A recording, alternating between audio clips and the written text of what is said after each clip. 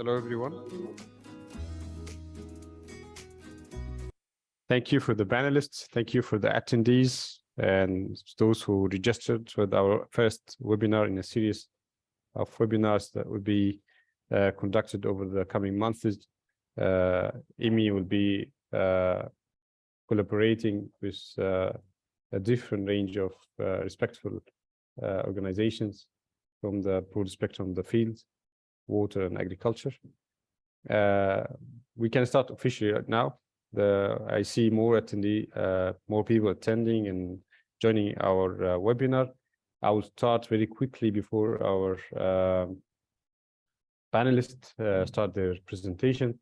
Let me give a very quick introduction to what we'll be doing today.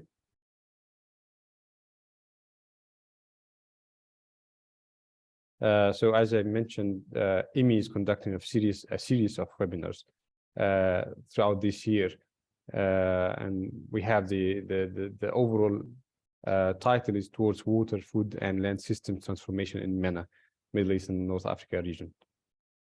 For today, we have our key objective and keywords for this webinar will be to draw the link between climate change impacts, particularly water scarcity, and the need to adopt non-conventional water resources to combat these impacts.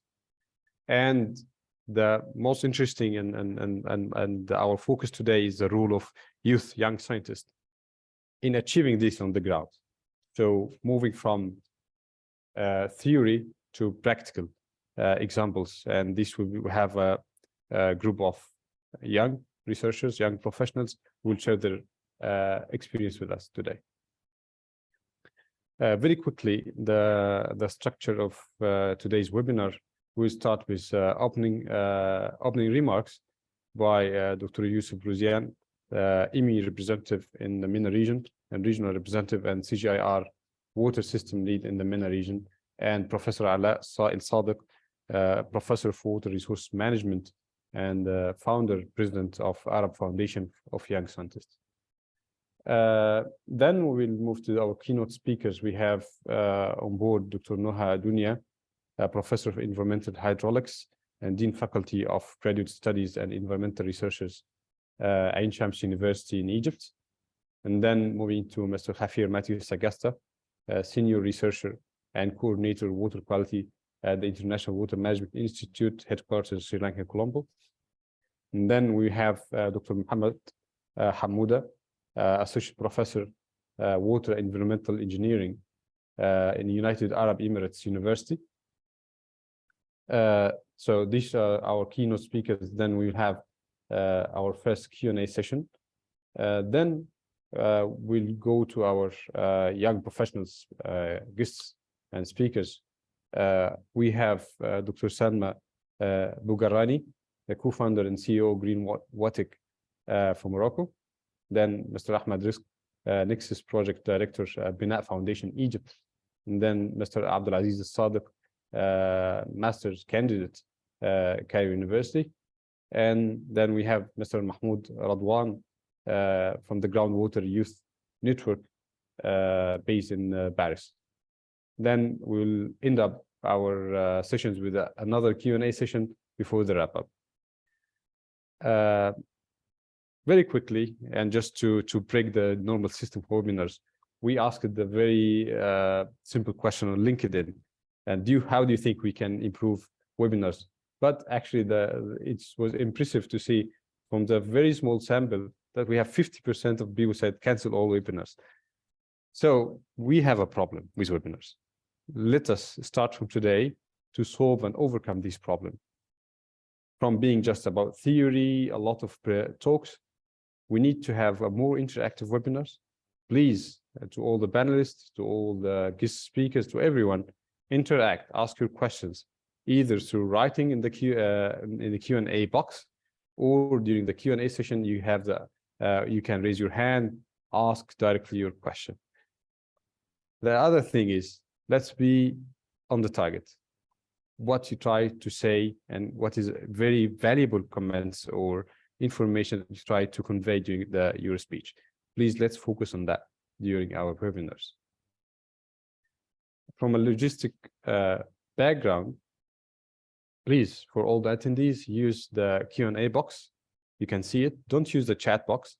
Go directly to the Q&A box to write your questions, because then we can collect all your questions and put it in a useful material. Raise your hand in the Q&A session. Please raise your hand to allow our IT people to open your mic. Please note that the webinar is recorded, and all this will be available later on. And all the material that we collected and will be collecting during the webinar will be available online. So this is the short introduction, and let's start with our host, Dr. Yusuf Bruzian, and welcome remark. Thank you. Thank you, Muhammad Tawfiq. Assalamu alaikum. Hi, everyone. Very happy to be here today. So first of all, let me thank all attendees, participants, and also the colleagues who are behind this first webinar out of our webinar series. The colleagues who are behind this webinar from both sides, from IWMI and also from Office. So I am representing IWMI, International Water Management Institute in the North Africa, Middle East, from our regional office in Cairo, in Egypt. So IWMI, for those who are not familiar with, we are a research for development organization. We work with all stakeholders in the water value chain, in the water system, to achieve water security. And at IWMI, we believe that to achieve water security, we need partnership, we need collaborative and inclusive implementation and action, inclusive of all stakeholders in the water system, in the water value chain, across sectors, economic sectors, across segments of the society and communities, and also across scales of geography and time. And youth obviously need to be included in this effort. Why? Because we are desperate to the effort of every single actor, every single stakeholder to achieve water security, especially in our region, one of the water scarce regions in the world, if it is not the most scarce water scarce region.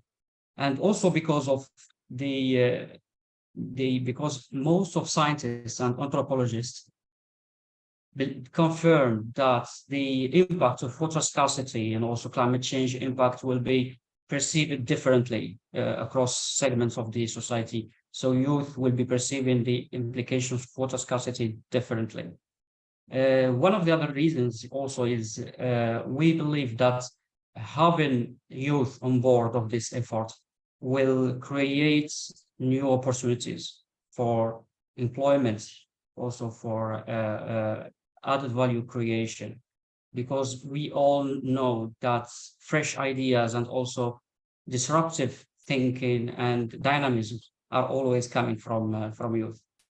So concretely at IWMI, we are running a series of projects, research for development projects, as well as development projects that are centric, are focusing on youth components. I can mention probably one today, which is the Water Energy for Food Regional Innovation Hub project, where we have IWMI, in addition to 3 other organizations led by Veritech, working with SMEs. And today we will discover one of these SMEs and innovators that are part of this process. Furthermore, we at IWMI, we are in the process of collecting and also preparing the next step for a global initiatives that we launched this year with our partners across the global south in Asia, Africa, and South America. That is called Transformative Futures for Water Security initiatives. In this initiative, we are trying to rethink and reimagine the things and missions that need to be achieved or implemented to achieve water security. And these missions and objectives are jointly agreed between all stakeholders in the water system, and youth community is one of these groups that were convened in these dialogues, in this process, in the Global South by IWMI and its partners in all regions. And we even pushed the process a little bit further by having some young leaders part of our steering committee of this initiative. So they are helping IWMI and its partners to drive this global initiative. I really invite you to look for more details about this initiative on internet, and we are happy also to share the outcomes later. So at IWMI, we will keep advocating for the role of youth in achieving water security, like the other segments and groups of the society. And we believe that this webinar will be one of the efforts made by IWMI and AFIS to achieve this objective. And we are looking forward to the exchange and the conversation that will be triggered during this webinar, also afterward. I wish you good discussion and thank you. Over to you, Mohammed. Thank you, Dr. Yusuf. And please, Dr. Ala, please go ahead and start with your presentation, the slides from my side.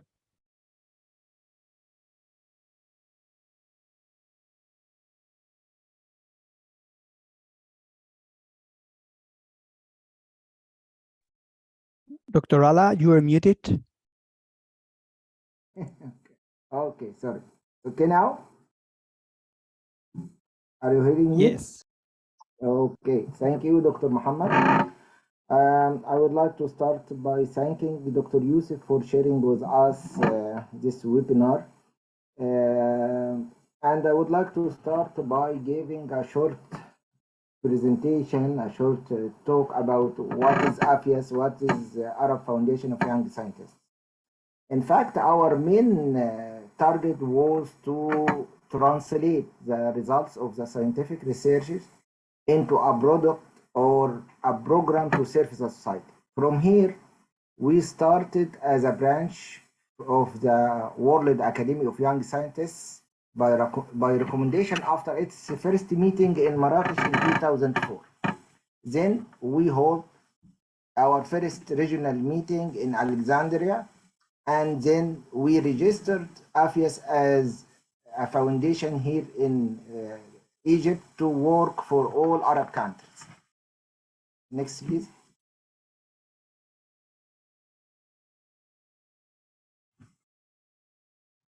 Then, AFIS has been established to enhance the voice of young scientists in the decision making and action for science and society.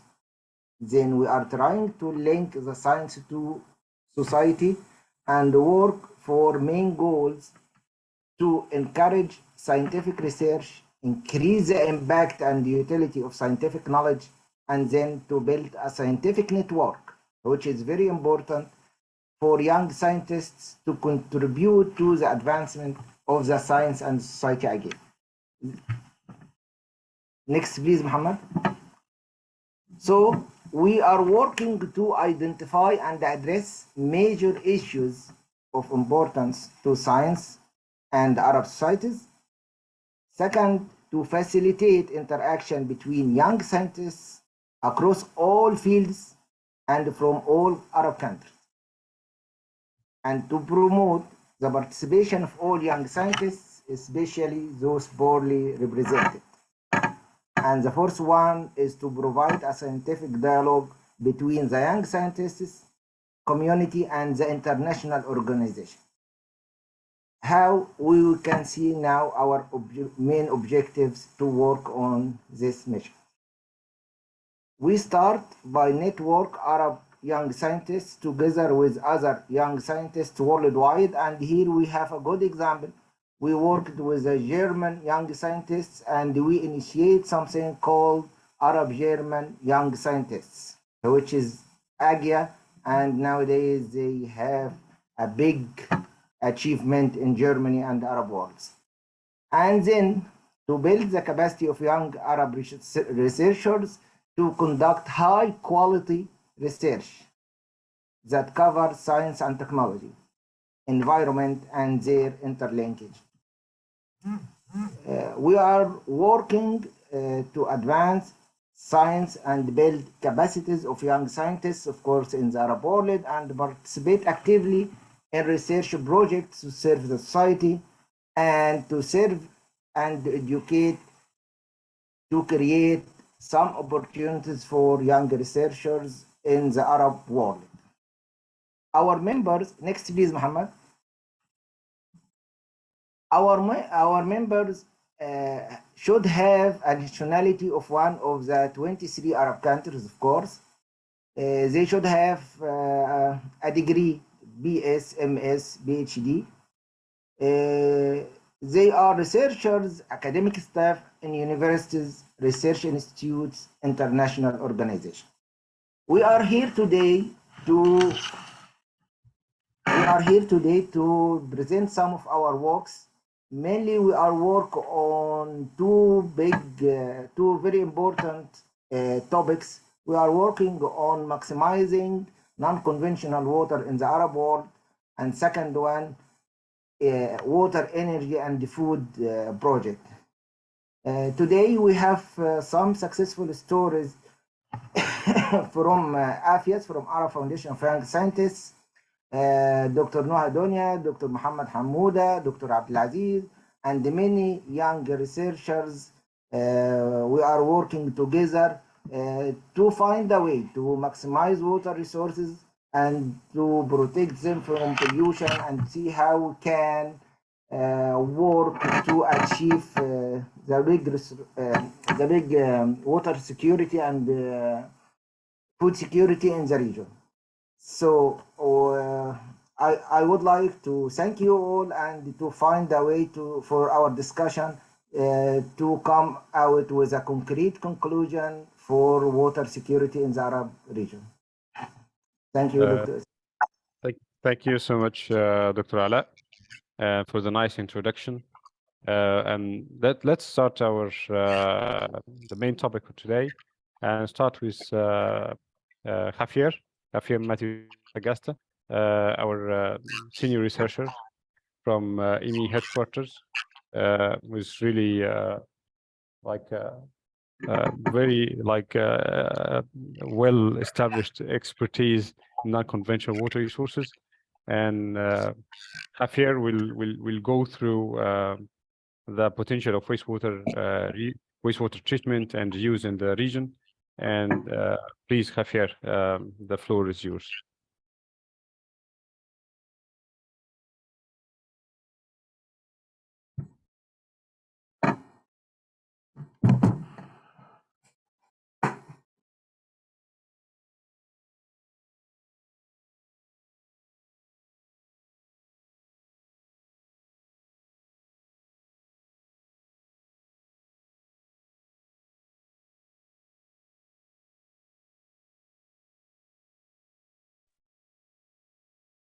So I hope that you can hear me now. Yes. Please, can you put in a presentation mode? Yeah, thank you.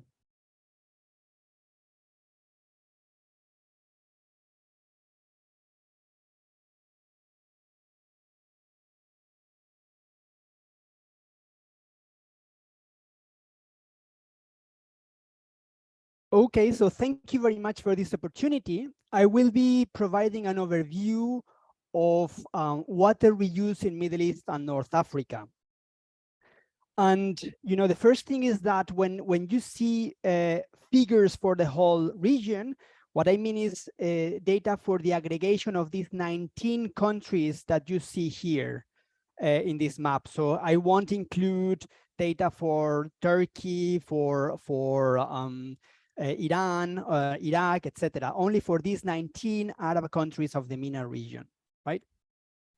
So the first message that I wanted to convey is that the MENA region is facing a deep water crisis, and we are not doing enough to sort it out, to solve it.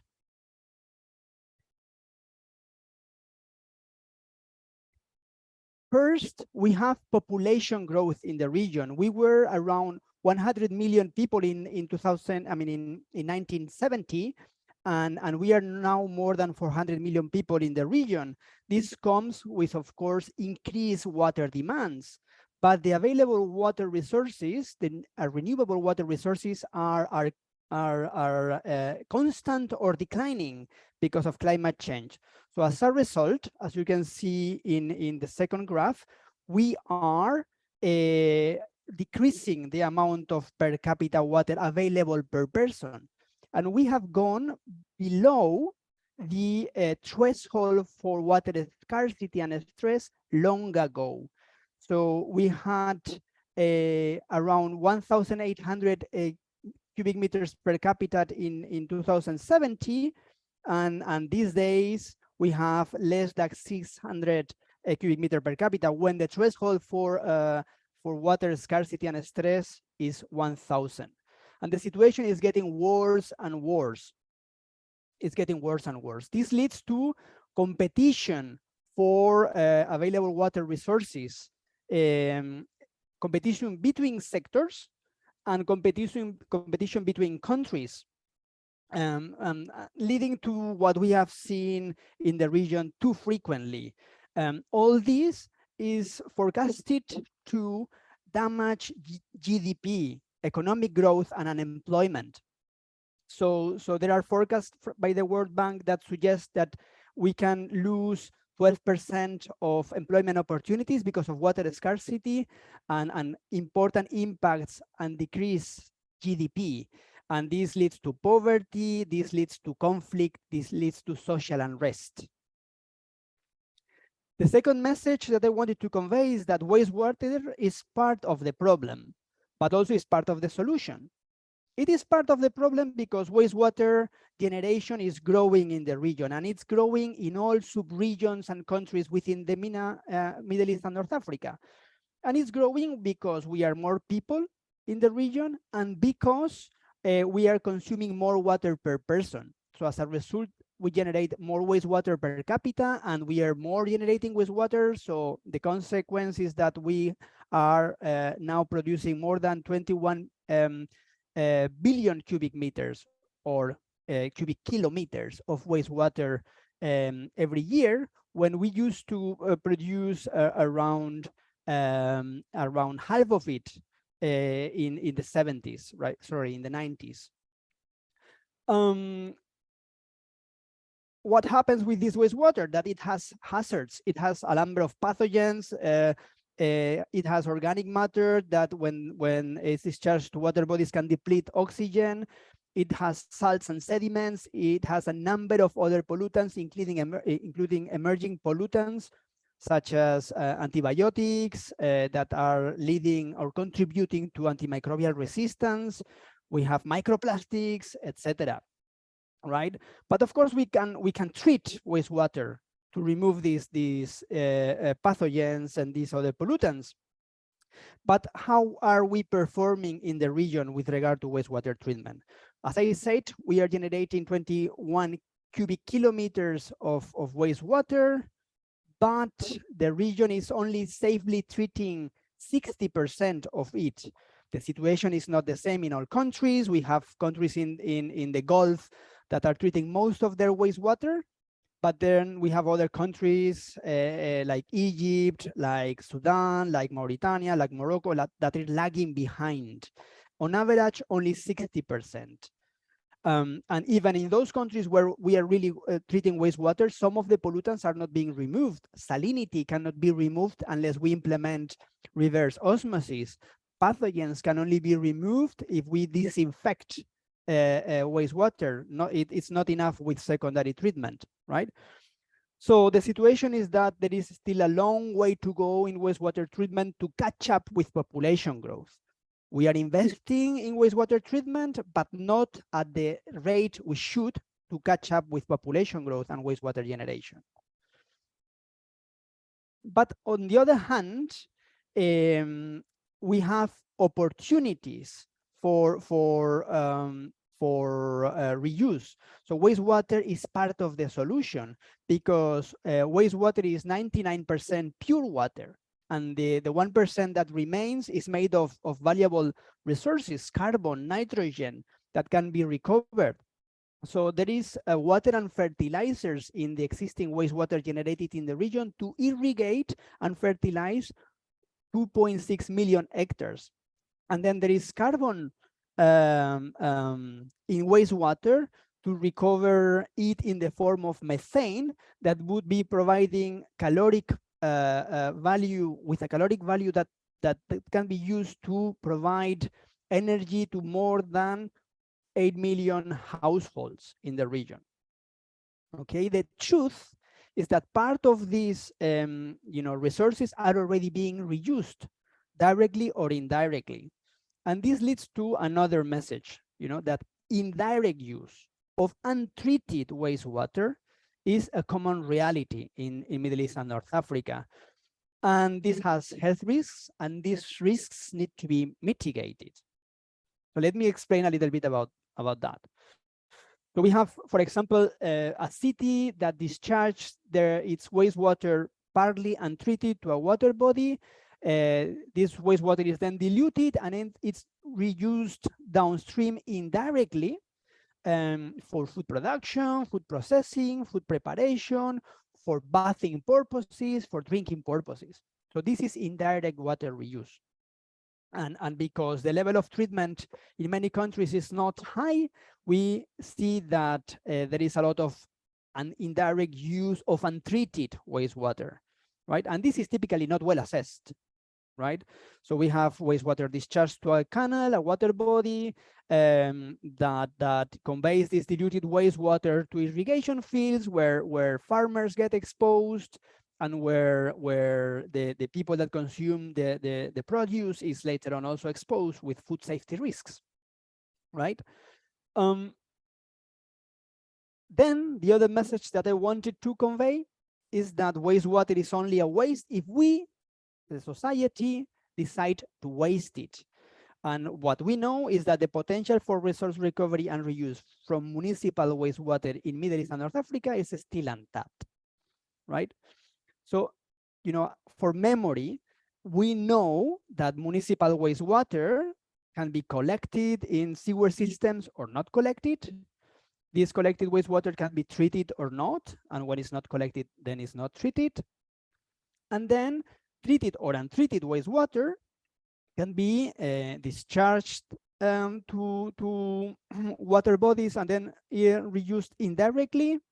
It can be directly reused, or it can be lost when it's discharged to the sea, or when it's evaporated on land or within rivers, right? So there could be wastewater that is actually lost with no productive use, right? Javier, we have 2 minutes left, so please. I will need 5. I will accelerate. We have made a large inventory of wastewater reuse projects.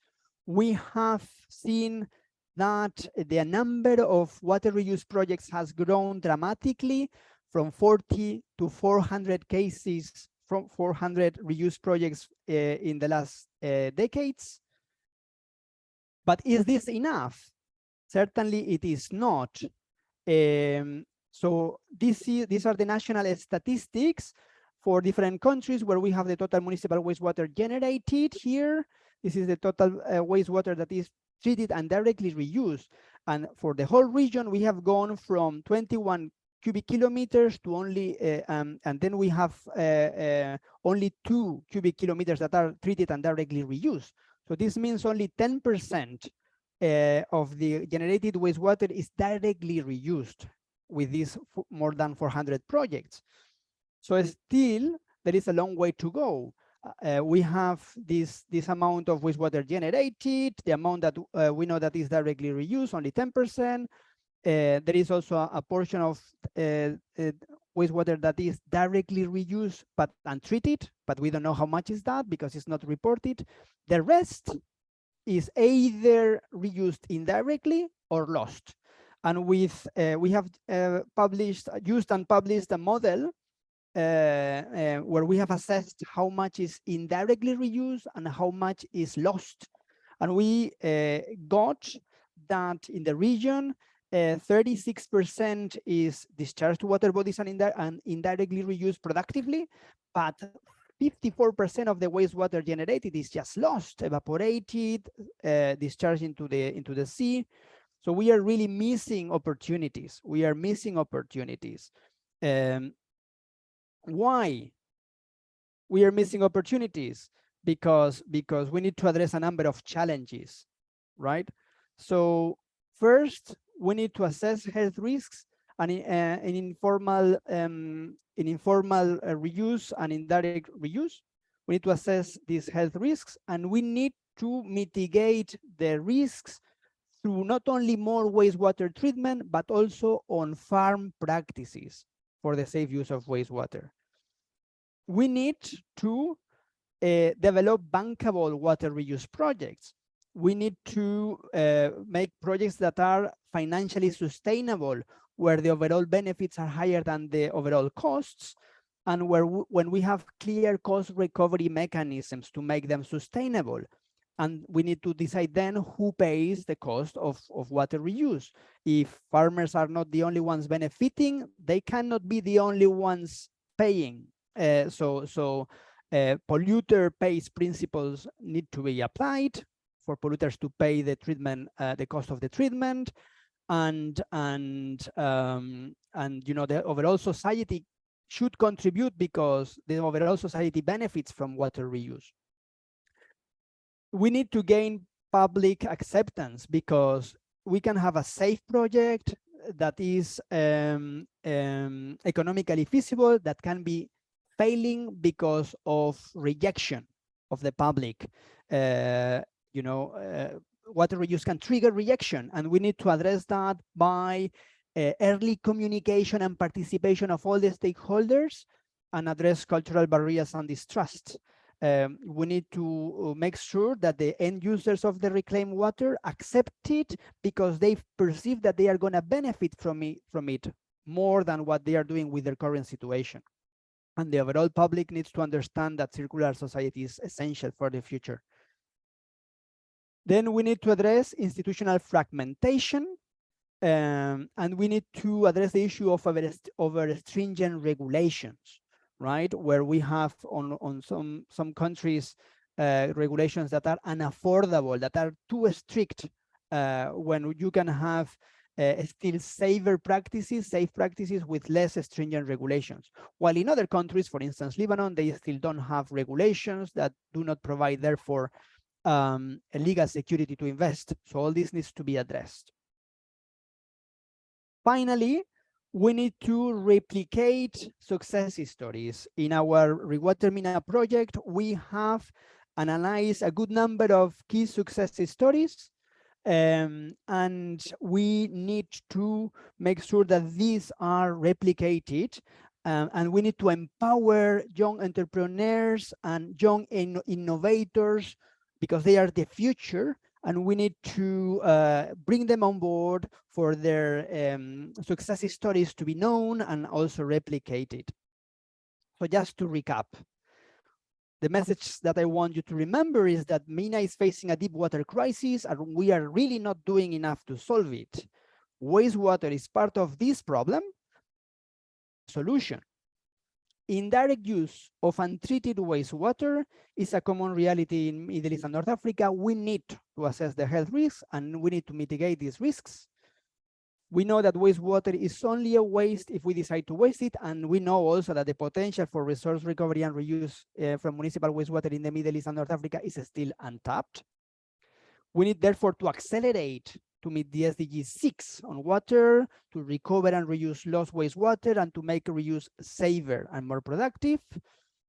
We need, therefore, to address the challenges that are locking the potential: high costs, lack of cost recovery, cultural barriers and distrust, institutional fragmentation, etc. And we need to replicate success stories, right? With this, I close with a final invitation for you to have a look to the resources we have in our Rewater MENA project webpage, where you will see a lot of what I have said. We have a whole source book on the subject, on water reuse in Middle East and North Africa, that you can access freely. We have a lot of scientific publications there, including a policy report to expand water reuse. We have thematic briefs that you can consult, short, clear, and concise, on how to improve acceptance, how to design governance frameworks. You have videos, dashboards. You know, have a look. Rewater MENA. Thank you very much. Over and back to you, Mohammed. Thank you so much, Javier, for the really interesting presentation. And for our attendees, you can find the link to the source book mentioned by Javier in the chat box. It's a free. You can download it directly as a PDF. It's really an enjoyable one and updated. So for any researcher, academic, you can use it as an updated source and reference for your work. Again, thank you, Javier, for sharing the interesting points. We have a couple of questions that we will take during the first Q&A session, but I see like the 3 relevant questions. I expect more questions will be asked as live questions during the Q&A. Now we move to Professor Dr. Noha Dunya. She will take us through her presentation about water desalination. I kindly request all panelists, please be aware of your time limitation and try to finish your presentation in the allocated time, which is 10 minutes. Thank you, and over to you, Dr. Noha. Yeah, good evening all. I am Dr. Noha Dunya, Dean of Faculty of Environmental Studies and Researches at Shams University. Welcome all to my presentation. I hope you will benefit from it. I will talk about the impact of climate change and also on water resources, and also how to make unconventional methods like desalination, like using wastewater to cope with this adaptation and mitigation measures from climate change for next generation. This is my I am now presenting, or you can give me the present. Yes, yeah, the presentation is now on. I can move the slides, or you can actually. Oh, okay. I can give you the control if you ask. Okay. Okay. So please, you have the control now. Tamam. Okay. So please, because I sent the updated version, I don't know if it's the updated one with HEBA. Is the updated one presentation? I have added some more slides, so be sure, but it's the updated one I have sent. Yes, please go ahead. Okay, I will talk about the distribution of water. As we all know, we have in the MENA region a big problem of water resources, as a scarcity inside the MENA region due to the limited water resources and also not efficient use of these water resources. Especially in the case study, I will mention about Egypt, how it suffers from this scarcity. You know, there is a poverty index and also this scarcity index. The poverty is about 1,000 meter cube per population per year. And for scarcity index, about 500 meter cube per year for population.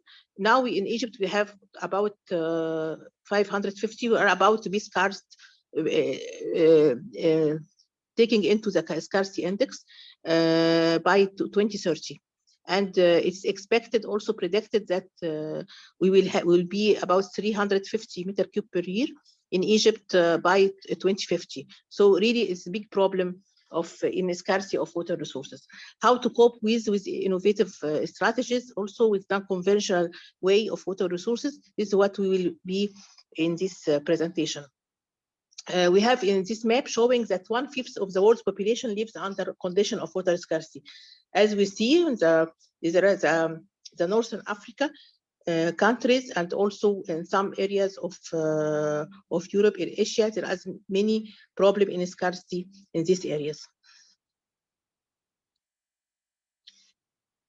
About more than 2.8 billion people from 48 countries will face water scarcity by 2025, about 2 years more. This is the percentage of water withdrawal as a percentage of total water available, and you see the same areas, more than 40% percentage in the North Africa, and also from 40% to 20% in some Asia parts and Europe parts also. There is also some physical, it's called physical scarcity versus economic scarcity. Physical scarcity means a condition where there is not enough water to meet demand, and also most arid regions often suffer from the lack of physical access to water resources. But for economic scarcity, it means that mainly induces the lack of investment in water resource construction and management to meet the required water demand, which is very obvious in African countries. There's a lot of water, but there is no management issue, no irrigation channels, no projects for the efficient use of this water. There are many water which are inefficiently used in these countries in Africa. No enough monitoring means to obtain, educate, and clean water. No safe water, the water quality there, they suffer from the connection of water and also for safe water.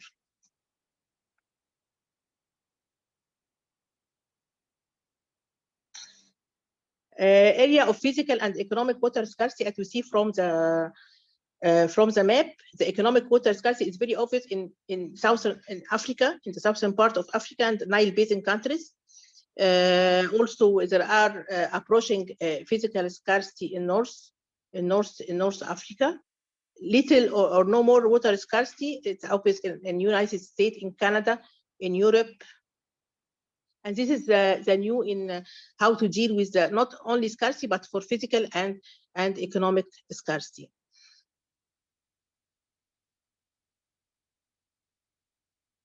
So nearly every region in the world suffers from area with physical and economic scarcity. Approximately 700 million people in 43 countries suffer from water scarcity today. It's expected that in 2025, it's very soon, as about 1.8 billion people will be living in countries with absolute water scarcity. And about 67% of the global population could be living under water stressed situation. So there is no water security, and there is a big amount of water stress in many countries. So under the existing climate change condition, the problem will be more severe in areas with high stress, like here. This is a map, insufficient water for these areas, water sources. And the other map, next please.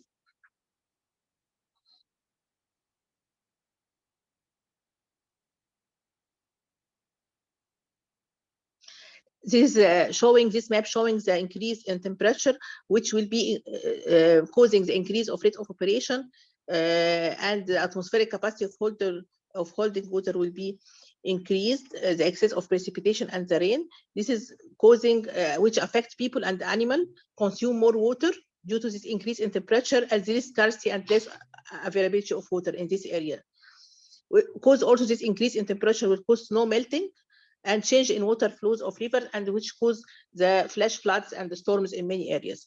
So the climate change impact will make the problem more severe in many areas with impact on water resources and water scarcity in this area.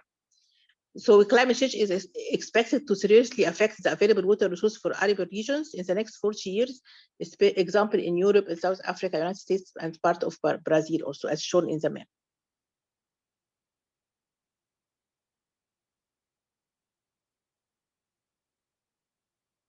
This map showing the baseline water stress from low to medium to high to extremely high water stress.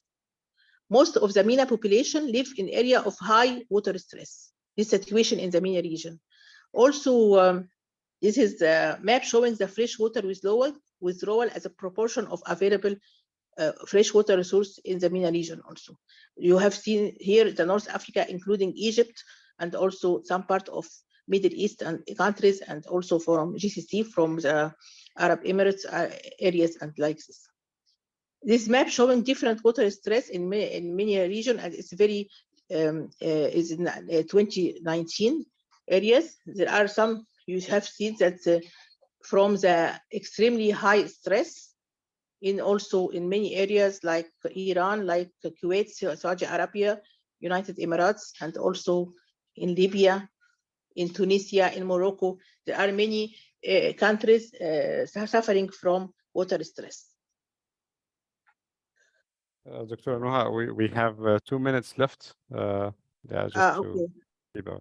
Okay. So I think you can skip the water resource in Egypt. You can skip all this, yeah, until going to the sorry, this one, the previous one.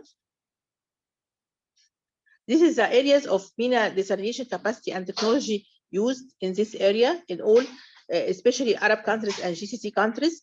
They are using a lot desalination areas, and now in Egypt we are going to maximize the use, especially in the North Coast or Mediterranean coast, and also in the Red Sea coast, by making legislation that all maybe all the areas about along the coast must use the desalination activities inside this area for touristic villages and other areas. Next, this is the desalination technology used in these areas.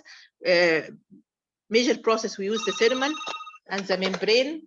And also there are minor processes like freezing, membrane distillation, and solar humidification. And I think you are making many projects here in Egypt desalination. We have also for the nuclear plant, we have a big desalination plant nearby, connected with the nuclear plant in Dab'a.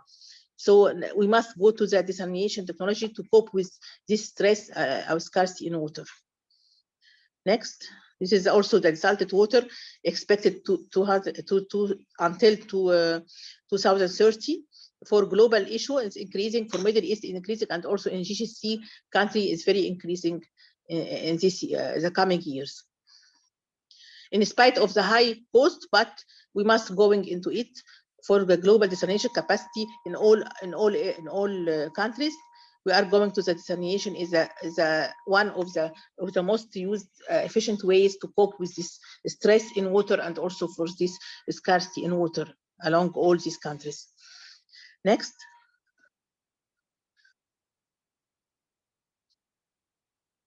Next.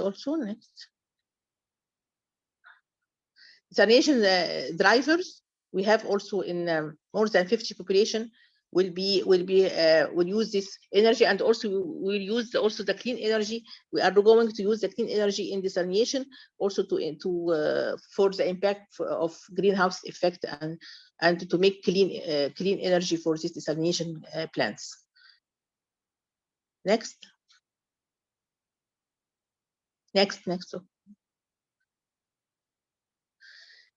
Sorry, the past one. This is the renewable freshwater withdrawal and desalted water in the Arab countries, includes the GCC countries. And if you see that there is total renewable per capita and total desalination in each country, and increasing also along all these countries. We have seen now Egypt also making a lot of projects for this. Next. The other way to cope with is the wastewater use, and we have, but I always say that we can use the wastewater, but after the optimal treatment of this, depending on the use, we will use it for it. We'll use this wastewater for irrigation or for which kind of plants we irrigate with along the FAO standard. We have from the FAO organization standards, the standards for use of this wastewater, especially the wastewater coming from drainage and also from sanitary wastewater use. Thank you, Dr. Noha. But if I can suggest, we can just to keep the flow and make sure that the other presenters have the time. Okay, it's finished now. Yeah, we can continue the discussion in the Q&A session. Thank you so much. Okay, thank you. And thank you, Dr. Noha, for going over the potential of water desalination to cope with climate change impacts, water scarcity in the region, and with giving an example from Egypt, and also for tapping on the very interesting concept of economic scarcity in the water sector. And I believe that we will have further discussion on that during the Q&A session. And now we go to our next presenter speaker, Dr. Muhammad Hamouda. And please, we go through the topics that we discussed today, but also from the part that related to young researchers, academia, and so on. Please, the floor is yours.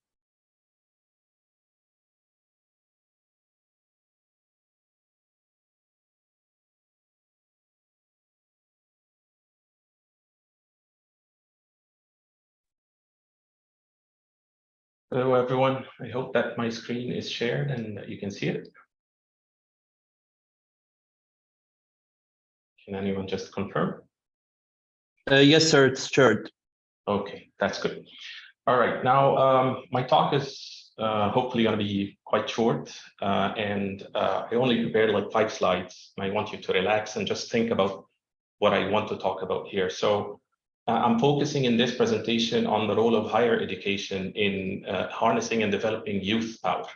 So because the theme of the webinar is actually focusing on youth, and that's why we want to leave more space for the youth to talk about their experiences.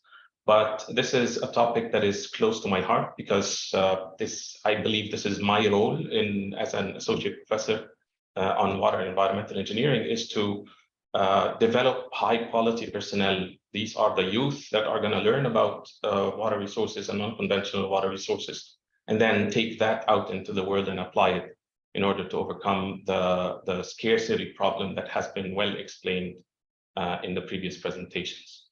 Now, when we're talking about non-conventional water resources, there are so many themes when you're discussing this topic. And I'm just highlighting here a few themes of the research that has been done here at UAE University and around the globe in terms of non-conventional water resources in general. The first theme, which was a traditional one for the past 30, 40 years, is to look for other sources. We usually give that the term water mining. So trying to find a resource where it did not exist. And the most famous example is desalination. But then there were other advances, which the famous one is air to water, which it has been investigated by several researchers in the form of adsorption, desorption of humidity from air, or condensation using mechanical methods. Also a big stream of research that has been conducted worldwide and in several universities in the Middle East and North Africa. I think the past 2 years has been focusing mainly on nature-based solutions.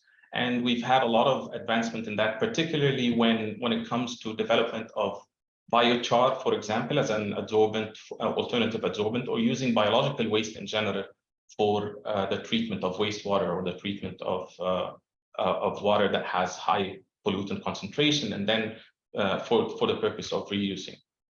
The third theme is nutrient recovery, and this hasn't been a focus until 10 years ago, when the talk about phosphorus precipitation from wastewater and nitrogen recovery from wastewater has been investigated often. And so it's not just that we're recovering the water for reuse, we're also recovering the nutrients so that they can be used in industry or in agricultural applications.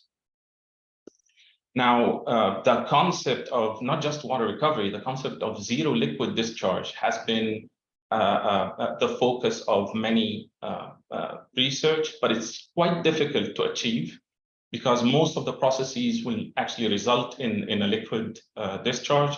But if we can close the loop and reuse the water, then that becomes a very good accomplishment. The last topic is one that is very important. The last theme here is it is very important because it has been the focus of actually water pollution research since the 1940s. But then there are so many emerging pollutants and forever chemicals that are being explored now. And there has been some pioneering work in the Middle East and North Africa regarding some contaminated PFOAs. These are fluorophanated compounds that are not easily destroyed by conventional treatment methods and have been investigated for improvement. So all of these are themes for non-conventional water resources, and the risk component, which is the last theme, is one of the least studied component in the Middle East and North Africa, because there is a lag of regulation in terms of applying new regulations for these emerging contaminants in the Middle East and North Africa, and thus there is little interest in quantifying the amount of contaminants in the water and how to remediate that or remove it from the water. Now, what is this related? How is this related to the youth? Youth come usually when they're interested in water. They come from first step is higher education, university, where they gain knowledge, factual information on a certain topic. The university experience usually develops attitudes and values towards their how to address problems and how to define it properly, and then adds more on their skills and abilities, including laboratory skills, communication skills, and writing skills that they are in need for to actually investigate these problems.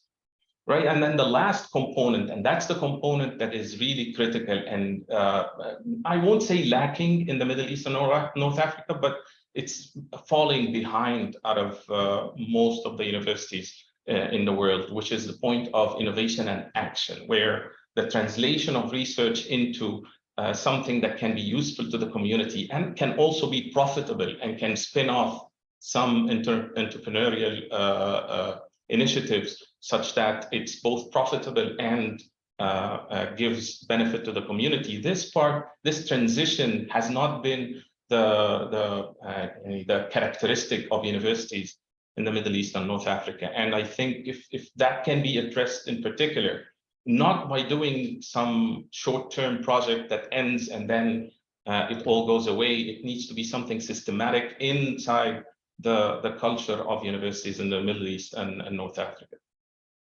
Now, from then, we go to the idea of disruptive technology. Everybody's talking about the youth and their development of disruptive technology. And it seems that everybody's thinking that disruptive technologies have to be new. No, the disruptive technologies only need to find a market, a niche. So if there is an old idea, but there was never a market for it, and you were able to develop a market for it, then you can easily develop something that is disruptive. We've had positive examples, and I say here some examples at UAE University, but many of these also exist throughout the Middle East and North Africa, and we're going to listen to some of them today, and that's why I want to rush in my presentation. So we've used, some of our students have used microalgae for treatment of water, for desalination even. They've achieved some good results. There are other research that has been done, but the final thought that I want to say here is that there is room for disruptive ideas that could be on a smaller scale, because there is a growing interest in decentralized wastewater treatment, for example. So as for some, initially, water treatment and wastewater treatment were all centralized. Now we've moved to decentralized desalination and decentralized drinking water treatment. I think decentralized wastewater treatment will also be something that could disrupt the market in the Middle East and North Africa, and then could bring about a market model that can generate income for entrepreneurs from the youth in the Middle East and North Africa. That's it. That's what I wanted to hint about. I'll just leave the floor now to the other presenters to discuss the role of the youth in. Thank you. Thank you so much, Dr. Mohammed, and especially for the bringing this back to the webinar. The topic, the main topic is how youth is involved, and also for the short into the point presentation. Much appreciated. Now, let's open the floor for our first Q&A session, and we already have a couple of questions in the Q&A box, but also for attendees who are interested to join our discussion, please raise your hand, and then we give you the floor to speak. But let's first start with the question that we have. I think Javier has one question to answer that he selected also to answer. And also we have a couple of questions, but let's start first with Javier. Javier, please go ahead and give the answer for the first question. So thank you, Mohammed. I actually deleted this question, so I will respond by heart. So it referred to the reuse of recycled water for groundwater recharge. And then the person that asked the question alluded to my presentation, saying that I was, you know, talking about indirect water reuse, always showing a figure of a river, so with surface water. But it can also happen with groundwater when wastewater is discharged on land. This can percolate to groundwater and improve groundwater recharge. This can be intentionally done or unintentionally done. The objective would be to move to an intentional water recharge that ensures that the practice is safe, that we are removing the pollutants that will last otherwise if we are discharging them to groundwater. Because also groundwater, it could be used not only for irrigation, but also for drinking purposes. So we need to be particularly careful, right? It is true that soils and land have some filtering capacity, but dissolved solids and persistent pollutants should be removed. So this tries to answer one of the questions. There are more, and I was trying to reply by in writing, but I am happy to reply also verbally if needed. Please feel free to reply to other questions by writing, and also this is very helpful because the Q&A option helps us to collect all the questions and all the answers, and we can put it together and share it with all the participants.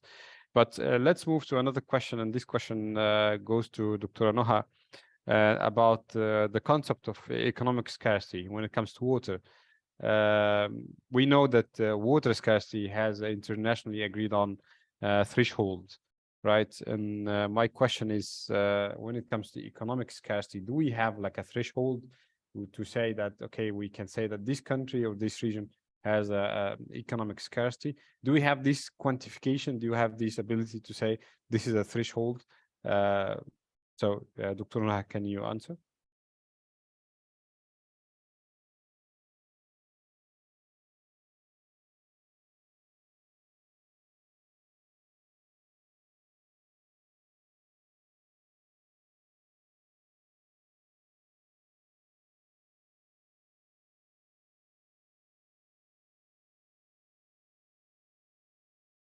Okay, we can move to the other question until we have Dr. Noha on board. My second question actually goes to Dr. Mohammed. And Dr. Mohammed, you mentioned that we have challenges in our university systems in the MENA region. It's particularly how to bridge or how to translate innovation or ideas into action. And can I ask you on one key reason for this gap and how we can bridge it from a practical point of view? Okay, so in general, the cost of innovation is not low. It's at a high cost. In many situations, there is usually now when we're applying to grants now, they are really adamant on how much money I'm going to put and how much patents you're going to produce or how many research articles you're going to produce. And they do forget that it's an accumulative process. So you might get 1 or 2 or 3 students with little added value in the line of research, and then you get 1 student that gives you all the innovation that you need for a patent or for a company or for and that nobody looks at the start, and everybody looks at the outcome. So they look at after, let's say, one student publishing or doing a marketable innovation, and nobody looks at the due diligence process that started 10, 20 years ago to fund this kind of research. So of course, lack of funding is one of the main things. But I know that there's a lot of grants that come from abroad to foster this research, but also the lack of connectivity between researchers, even within the same university. So from my experience, you would find in one university, I hear at the university, UA University, we have the National Water Center. It's not a physical entity. There is no National Water Center. It's essentially all the researchers that work in the water area are grouped under one umbrella to share and merge their research potential to actually achieve results faster. And it's been fostering now applying for patents and applying for commercialization at some point. And then you can have homegrown innovations that can actually translate into companies. The last step, which is really lacking in the Middle East, is that where the intellectual property lies. The model still in the Middle East is that the intellectual property lies within the university, or it has a big chunk of it, or even the supervisor has a big chunk of it. From my experience overseas, the intellectual property in many universities lies 100% with the innovator. So it could be the student that takes the whole intellectual property and then they use that to establish their companies. And I already know 4 or 5 examples that have started their own companies using ideas developed through their master's or through PhD or even undergrad work. So hopefully this can, and we do need to benchmark the best practices of highly innovative universities that produce a lot of patents and a lot of spin-off companies, and then try to benchmark that and implement some of these best practices in our universities to hopefully achieve something. Thank you so much, Dr. Mohammed. We have one raised hand, Mr. Ayman Qasim. Please ask your question.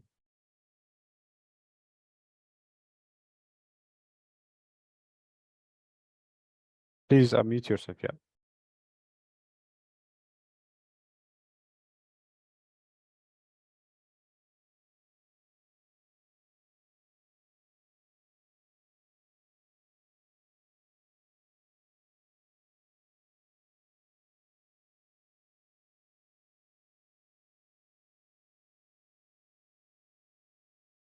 Okay, probably there is some technical issue with Mr. Ayman. He cannot ask his questions. So let's go to the next session of our webinar. And please join me to give full attention to our young guest speakers. And we start with Dr. Salma Bougarani from Morocco. Please, in 5 minutes, be concise and share your experience. Thank you. Thank you, Mohammed. Can you please share the presentation?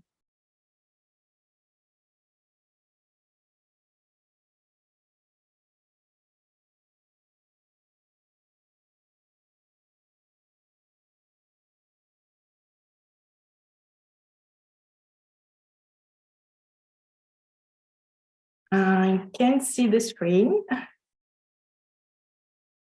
Yeah, it's coming. Just kidding. Okay. Yeah, thank you.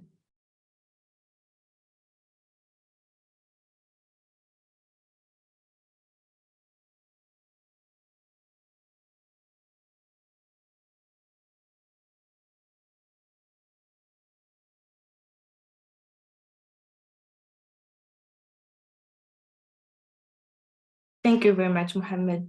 So it is a good pleasure and honor to be here today. My name is Salma Bougarani, and I'm the co-founder and the CEO of Greenwater, a social enterprise based in Morocco. So Greenwater actually is the fruits of a doctoral thesis that I took place between Morocco and Germany in Max Planck Institute. And it is our core business is actually water treatment and reuse in irrigation. Next slide, please. So I want just to give a brief interview of the situation in Morocco. So in Morocco, actually, the population is around 40 million, and more than 15 million people do not have access to safe sanitation service. So we do have almost 32,000 villages, and all these villages don't have a safe sanitation service and causing a population health. Yes, we still have cholera and diarrhea in Morocco, in rural areas in Morocco, because of water contamination. We still have potable water which is contaminated because sanitation and wastewater is directly rejected into rivers, and then this water is reused in a way in all type of life, like in agriculture practices, in food, and so on.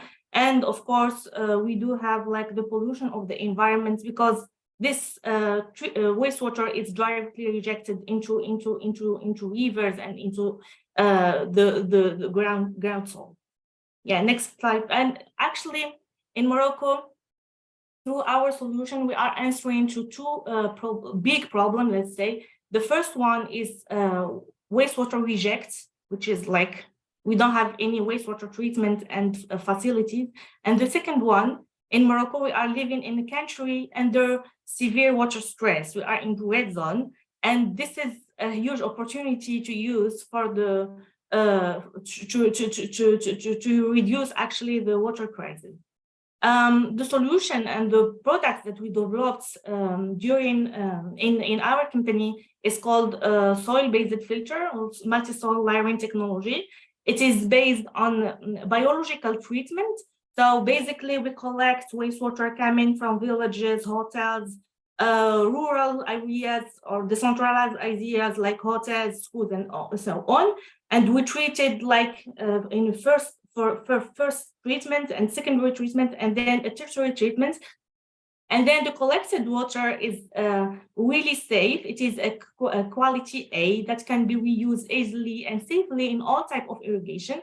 For the facilities that we already implement in Morocco, we use it for the irrigation of vegetables like tomatoes, carrots, and so on. So this solution, the most important thing is it's very adapted to rural areas because it is a passive solution. We don't use any electricity. So we use gravity for the filtration. We use natural aeration, and then for that we reduce the investment costs by 30 to 35%, the maintenance cost 60%, and of course the treated wastewater is very rich in nitrogen and phosphorus, and we reduce the use of chemical fertilizer to 40%. So it is a solution that have lifespan of more than 20 years and can doesn't generate odors and so on. So it is really adapted to rural areas and decentralized. Next slide, please.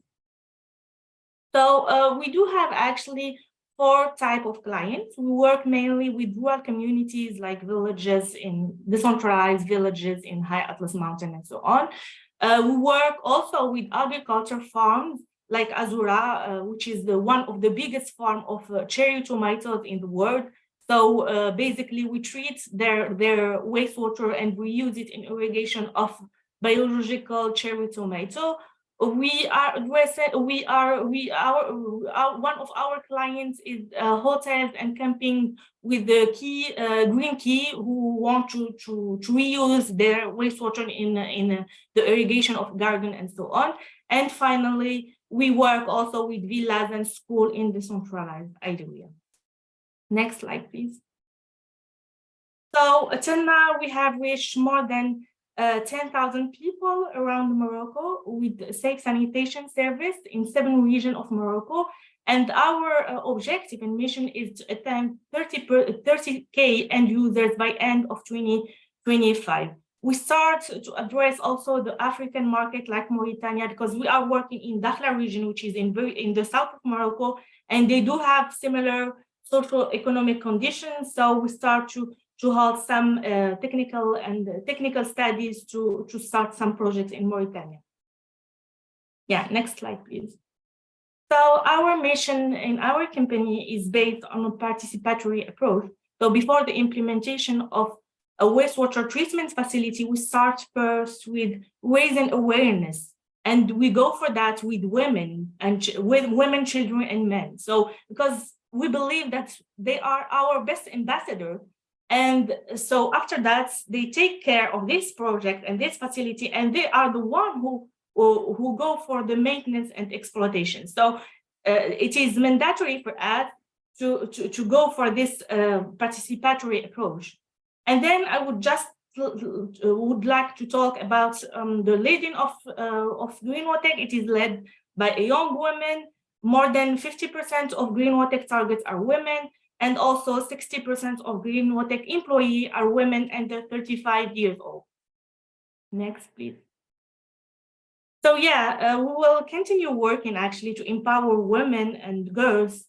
And of course, there are more than 2.6 billion people around the world who don't have access to safe sanitation service. So our mission is really to give the access and democratize this access to safe sanitation service in Morocco, especially in African and MENA region in general.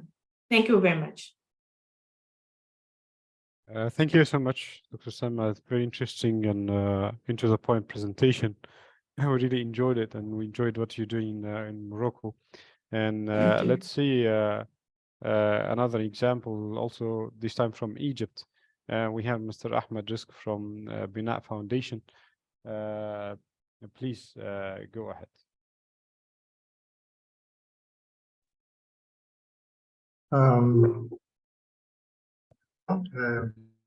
Very glad to be joining you here today.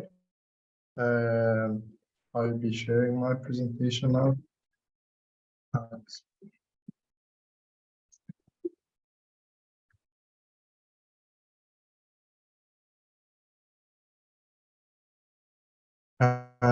Could you see my screen now, and can you see me? Can you hear me correct? Well. Yes. Okay. Go ahead. Perfect. I'm Ahmed Rizk from MENA Foundation, and again, I'm very glad to be joining you today to speak about the added value of using non-conventional water resources in irrigation.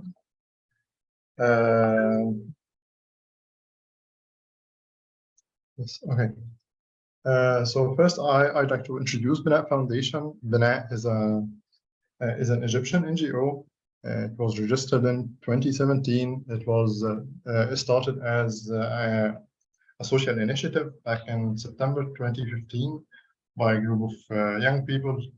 And from the beginning, MENA team was a very multidisciplinary, and they were working on developing participatory projects in different fields such as wash, and also like irrigation, agriculture, and sustainable development and built environment.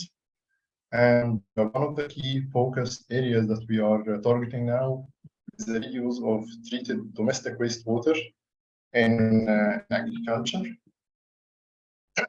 And as we've been working, we've always seen there are a few dimensions that kind of govern the use of non-conventional sources of water, especially treated domestic wastewater. And the first one of them is water scarcity, which has already been highlighted by most of the panelists. And Egypt has severe water scarcity, same as most of the countries in the MENA region. Also, Egypt has few issues in agricultural practices with using outdated irrigation methods such as flood irrigation, and also overuse of pesticides and lack of awareness on the correct amounts to use. And also there is a huge issue of informal domestic wastewater and sewer discharge, because already 66% of the rural population in Egypt, which is almost 35 million persons who lack access to reliable sewer services. And unfortunately, this lack of sewer services contaminates agricultural drains, which is pretty much the main source of non-conventional, one of the main sources of non-conventional water used in agriculture in Egypt. And as you can see in the image here on the left, there is a pretty common scene in Egyptian rural areas where the local population would make an informal sewer network that would discharge to the agricultural drain, which you can already see has like a high degree of eutrification with a lot of plants coming in the drain. And also a common scene in rural areas in Egypt, with water pumps taking water from these agricultural drains to irrigate crops because there isn't enough fresh water. And there are few socioeconomic impacts for this unsafe reuse practices. One of them is which is pretty common, is nutrient contamination, which impacts marine life, and also few impacts on the agriculture sector, which employs more than half of the population in Upper Egypt, and also contributes a lot to the Egyptian economy through exports.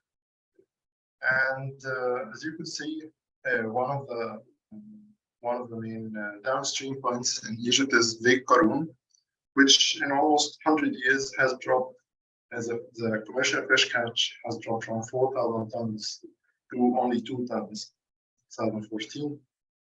And also we can speak of drop in agricultural exports, or the drop in productivity. And only 10% drop could cause the economy around $300 million.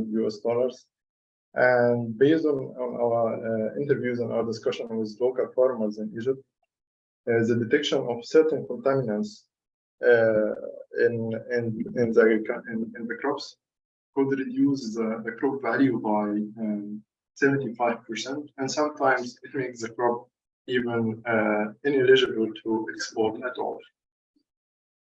So our primary solution to this issue was to create, to develop decentralized compact treatment units that treats the domestic wastewater and discharge it either to agricultural drain or directly to the crops to irrigate them. However, this model had few issues. One of them was that we don't really know the properties in the water all the time, and we also don't know how much nutrients in the water. And for example, we did, the farmers themselves did not know how to use the water or how much fertilizers they should use. And so they will use the normal amount, which will make over fertilizing and also over contamination in the water. And as you can see, this is the compact unit, and has different stages. And our primary solution for this issue was to create a smart, decentralized wastewater treatment unit that treats the domestic wastewater and also deliver it to the farmers. However, it provides few information on the quality of the water, primarily the nutrient concentration. Yes, actually the wastewater treatment solution is actually a domestic wastewater treatment with a unit of IoT, and a nutrient treated water is a unit. Sorry? Excuse me, I can't hear you.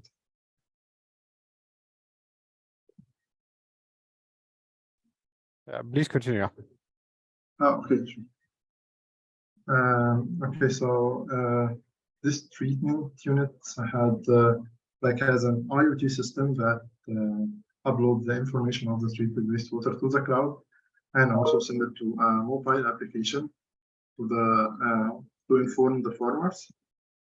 And so the IoT system looks like, and as you can see, it's a pretty simple design, also pretty simple technology that would be implemented in places. And the mobile application that which the farmers have access to provide them with specific information on the quality of the water, as I mentioned, such as the NPK levels, and also it could provide the farmers with specific information on the crop type they are using. So if they insert the crop type, and also when did they plant it, it provides them with like how much fertilizers they should use, or if they shouldn't use at all, and when should they irrigate their crops. And through this solution, we're able to create certain value to the non-conventional water, which is first to creating. Ahmed, please note that we have 1 minute to go. So we'll be able to create this smart wastewater treatment unit that provides access to quality sanitation services and have a monitoring, a remote monitoring system with early warning system if there's an issue happening, so it could be fixed immediately. And also, the unit could be financed by end users through mobile payment through the mobile app. And also the farmers get notified with the nutrients concentration, which also adds value and saves a lot of money spent. Yes, that's all. Thank you. Thank you so much for the interesting presentation, Ahmed. And now we can move to our next speaker, Mr. Abdulaziz. Please go ahead, and please be aware of the time. Sure. Assalamu alaikum awalan.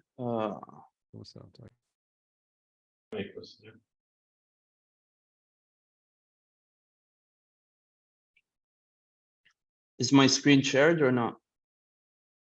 Yes, please put it in a presentation mode. Okay.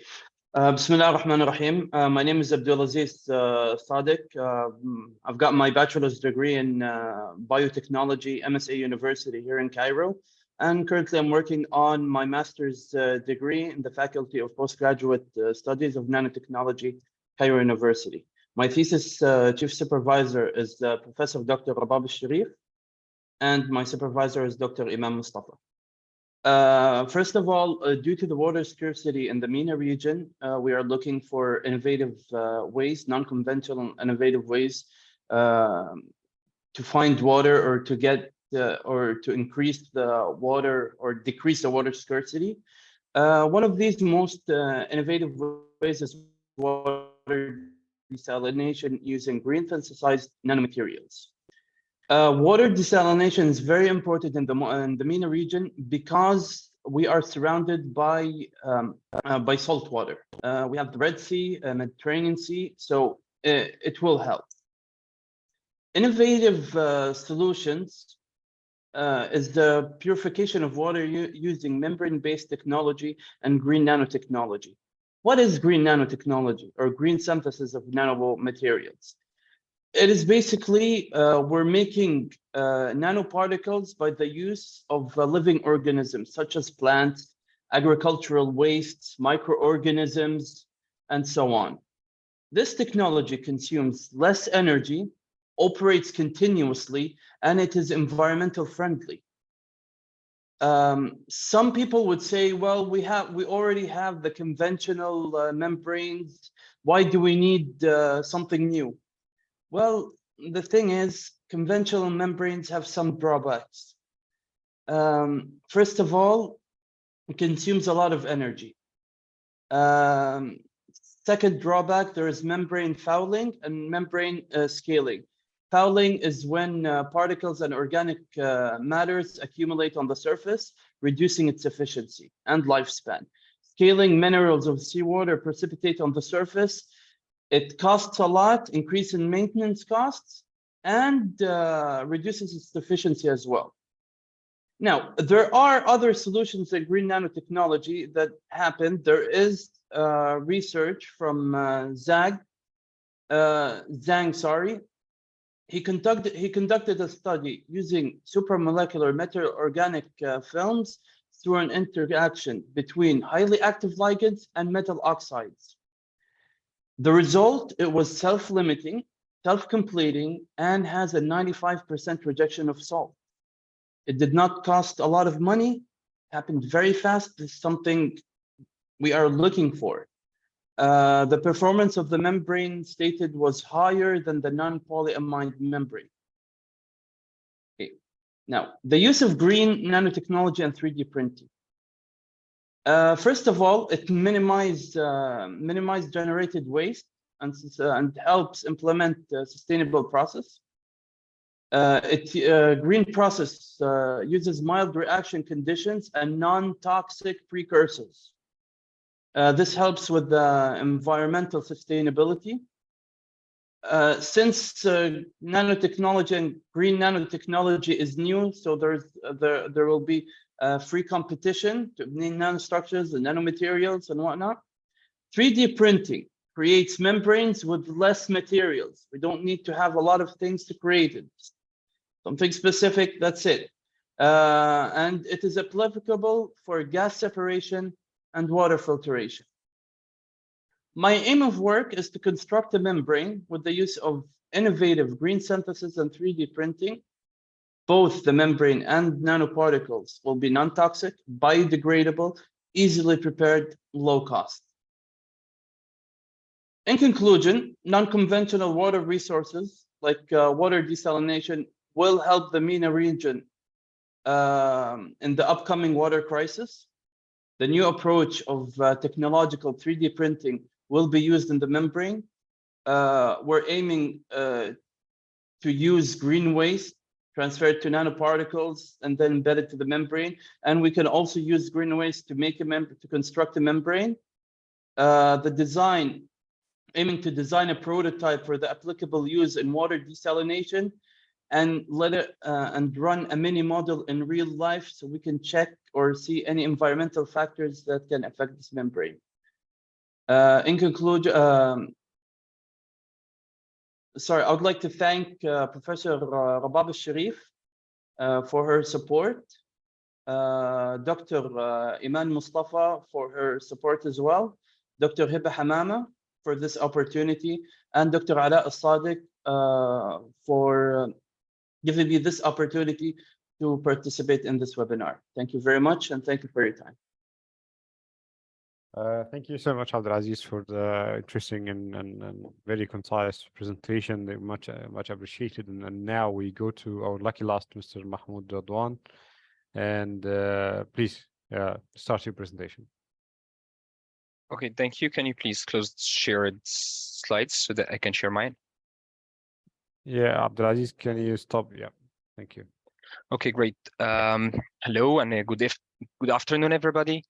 I hope you're still with me. I know I'm the last speaker. My name is Mahmoud Radwan. I'm a project officer with the resources and development expert at UNESCO headquarters in France, Paris. And as well as I'm a PhD candidate at the École Polytechnique on topics related to water and circular economy.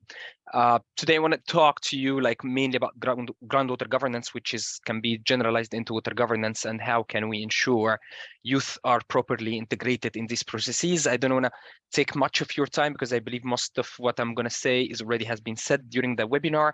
I wanted to highlight how groundwater actually is 30% of all the available freshwater resources that we have on Earth, which is 3% of the total water. So it's how it's important, and I believe that was mentioned in one of the questions already. Why don't we rely on groundwater resources as an unconventional water resource? Well, we can make that happen, but actually groundwater is non-renewable resource. It could be somehow renewable if we only manage to sustainably do some proper management or governance mechanisms. So I'm not going to go through this because we have been tackling how climate change can affect water resources, but also groundwater resources, considering that recharge, for instance, whether it's direct or indirect, like Dr. Hamouda said, it is actually, it's quite similar. So basically going or building on what Khafir said earlier, when we do study the water governance and specifically groundwater governance, we have multiple issues, but I want to highlight now on the insufficient stakeholder engagement. And in particular, now I want to highlight the youth role. Why do might need youth actually in the decision-making processes as a major stakeholder? First of all, we need to make sure that the knowledge is shared and transferred to the next generations. We should not be doing the same exact mistakes of our seniors. We need to make sure that it doesn't happen anymore. Youth are a source for innovation, and basically modern issues requires modern solutions. Third one, we need to make sure that our like rules or our laws are being built on youth-centric approaches. As we are saying, today's decisions are tomorrow's reality. And technically, until now, we can see in multiple different big conferences or mega events, they are trying to have this youth as, yeah, we're going to have a youth session. We're going to have youth speaker as the last one. And this is actually what we're trying to change, that we are building how to integrate the youth within the decision-making processes. And this is our ideology. Coming to that youth are using social media and advocacy, and they can reach multiple different regions that we cannot reach without them. And lastly, when you are integrating them in the decision-making processes, you are building tomorrow's leaders who are actually going to take charge of our water resources. So in that, as UNESCO, we are very highlighting the issue of stakeholder engagement, and specifically priority on youth, priority in Africa. And since last year, we had the chance to organize the Groundwater Year. And during that, we wanted to integrate youth as much as we can. And we tried to reach out to all the water organizations, asking them to nominate a couple of youth activists on water and groundwater, and specifically to integrate them within even the planning of the whole year. And then we found the gap here that we couldn't find proper networks working on that. Then we found the gap, and then we decided to fill it in through building our UNESCO Groundwater Youth Network. And I was lucky to be the founder of the network. And basically, it's not like an organization or a small network that's working on a specific topic. No, it's actually a network of networks. So basically, we're having our network, which is having a steering committee, and within the steering committee, there is one nominee from each different partners. So you'll find for IWMI, they're having somehow somebody from their youth working in IWMI is participating. So make sure that we're having all the integrated ideas and plans somehow within our annual work plans. And as you can see, we managed in 1 year to reach 1,260 members from 113 different countries. Regional representation, you can find that the Arab states are like constitutes of 13% of the total General Assembly of the network, which is quite good. You can find some gender balance. You can find that the majority are actually between 26 and 30 years old. We're having a chair, vice chair, rapporteurs, different committees that we're electing them every year to make sure that it is an autonomous network that can help growing itself. We managed through the network to participate in the most big events throughout that last year. We launched in World Water Forum in Dakar, 2022 March. Then we joined the World Water Week, the Groundwater Youth Network in Paris, the World Water Toilet Day.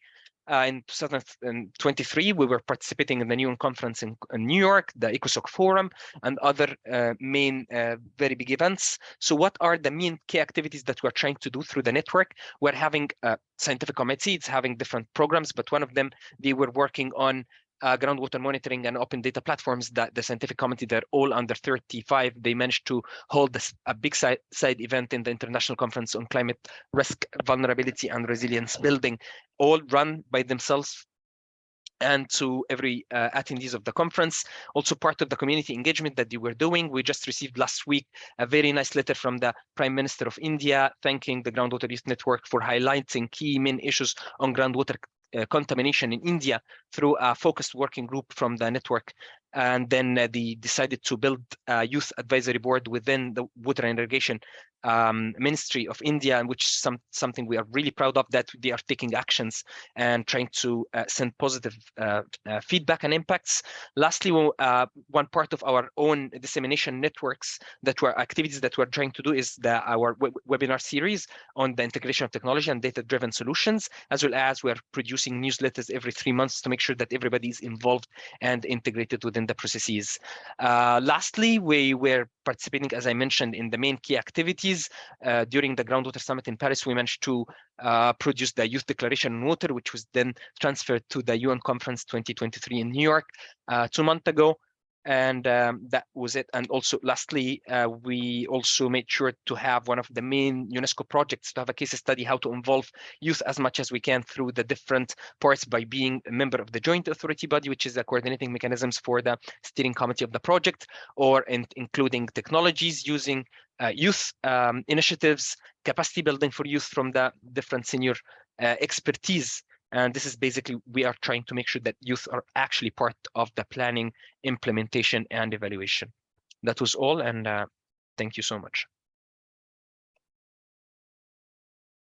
Thank you. Thank you, Mahmoud. This is really our lucky last. We really enjoyed your presentation and both the content and the structure and how it fits in the time allocation. Thank you, everyone, all the panelists, all the attendees who stayed with us until the last point of the webinar. We promised you that we have another Q&A session by the end of the webinar, but because we actually passed our actual time by like 12 minutes, so we are going to just I would just wrap up the main or key points that I feel that as like one of the attendees I got from the webinar. So the first one is the future of our region. The future is non-conventional because we have non-conventional challenges. So our future has to put non-conventional resources in its scope as a region, either as water use, recycle, or as desalination. Investment in both technologies is very critical. But again, as we mentioned for our webinar, the focus is youth. We need also, before that, as we need to bridge between research and implementation through funding mechanism, finance, and other policy and institutional arrangement, we also need to link and bridge the gap between youth and decision making in R&D, research and development. This gap is at a similar level of importance as the gap between research and development. Technology is definitely very important, and we need to invest in technology and adoption of technology and localizing technology, but also inclusive decision making with youth on board at the highest level of the decision making process is also crucial to reach our goal and achieve water and food security in the region. I've just tried to wrap up the key messages that I feel like these were the main points that our respectful speakers mentioned. And finally, I would like to thank you again for all your efforts, and hopefully we meet you again another webinar, and we shall share this knowledge with you through our channels. The communication is will not stop here. Please interact with IWMI, with AFIS, with all the organizations that have been mentioned in this webinar through the different social media and communication channels. Also, please feel free to follow IWMI MENA Office through the LinkedIn page you'll find in the chat box. Thank you all, and have a good rest of the day. Thank you.